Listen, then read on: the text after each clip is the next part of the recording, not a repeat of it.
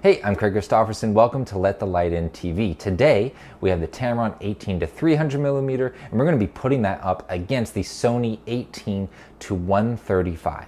Now, these are both wide-angle telephoto lenses. They are an all-in-one lens, and essentially, and I saw this little bit of advertising on the Tamron website, and it says, zoom from one creative possibility to the next. And I think essentially that's what we're trying to judge here, is with a lens like this, with a wide-angle telephoto all-in-one lens, we want to be able to do that. We want to go from the details to the wide landscape and everything in between. So which one does that the best? Which one did I like the best? And that's what we're essentially trying to figure out today. Now, both of these lenses do have linear focus motors that are extremely quiet.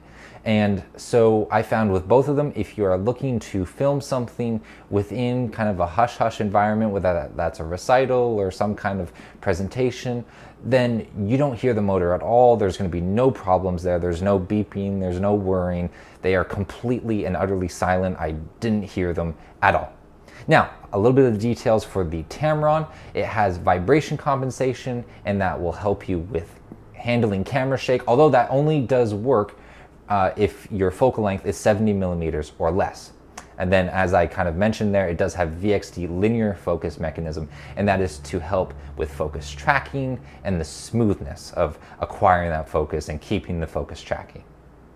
Now, the Tamron is heavier, 620 grams, compared to the Sony 18 to 135, which is only 325 grams. So it's essentially just a little bit more than half of the weight, and you can feel that difference. The Tamron is a little bit bigger of a lens, but that's also because it's carrying about 165 millimeters extra focal length. So there's all a trade-off. Now, if you want more details as to these lenses, and especially how they get used in the world of photo, then I'm going to redirect you. Here are some links to Dustin Abbott's videos. Since this is essentially the sister channel, you can go, I'm not going to really repeat all the details of the lenses, so if you want the details, you can go ahead and click on those links and check out Dustin Abbott's video. Now for us, we're going to go into the video that I shot with him, break it down, and take a look at our results. All right, so this is the footage from the Tamron 18 to 300 millimeter. As you can see, we have some beautiful lighting working for us. And we're going to zoom in all the way to 300 millimeters here. There it is. Now that is unsteadied, unstabilized, because remember, it only works 70 millimeter focal length or less. But if we do stabilize it, do post-processing stabilizing, that's what it looks like. Now, can we track a golf ball like the PGA? Here comes the hit, the zoom, and that looks pretty good. Let's try it again. This time we have a yellow ball, a little bit different lighting.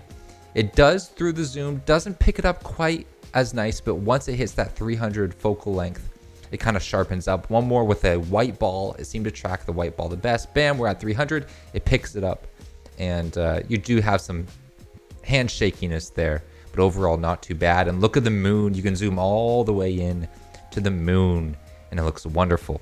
Now, moving on, this is the Sony 18 to 135. We have some nice misty clouds over the water. Apologies for the little bit of dirt on the lens. And then the next time I was able to use it, it's snowing. It's snowing, but we do have some beautiful waterfalls here, and you can see the snow. Look at the punch into the bridge. If you noticed, the bridge was at the top of the shot on the last one, but you can go all the way from that 18 millimeter wide to 135 on the zoom, and you can go in and punch in and get the details of the waterfall flowing down. You can punch into houses across the lake and get some decent framing. Not as beautiful lighting as I had for the Tamron, but hey, it's some moody footage. Now, looking at the tracking of these geese, we zoom out, right? We're going to zoom back in here, and all through it, it does really quite well.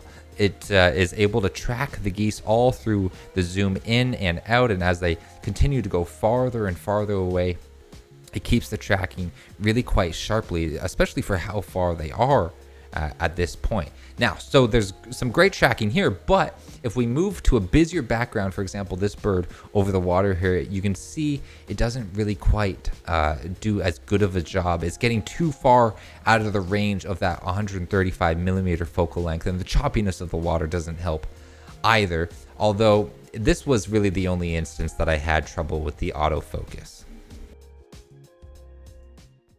Okay, so those are our findings of how each of these lenses performed. So the question now, which one would I pick? Well, the lightness of the Sony is certainly really nice. As far as carrying it around in a book bag, the compactness, the lightness of it is really good. However, because essentially when it comes to me shooting video and capturing things, I have FOMO.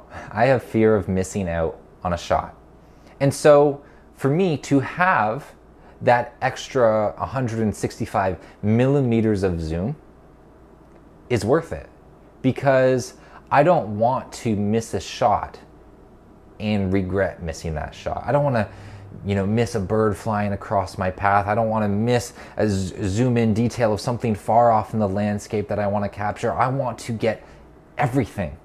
And so even though the Tamron does way more, and even though it's a little bit bigger, and even though I may not always use the 200 to 300 millimeter range because it can be a little bit shaky and unstable, I want it. Because this isn't just a video lens, you're going to be using this for photos. And so because of that extra capability, I would personally select the Tamron. Although I would have to say both lenses are wonderful choices, and I did enjoy using both of them. And so this isn't a negative on the Sony. It's just that personally I prefer having that zoom range a little bit more over the lightness and compactness of the Sony. So that's my choice, but you are free to go ahead and make yours. The purchasing links are down below, as well as you can support the channel. You can go and buy Dustin Abbott merch if you so wish, and get some gifts for Christmas. Anyways, that is it for today. I hope you have a wonderful day, and remember to let the light in.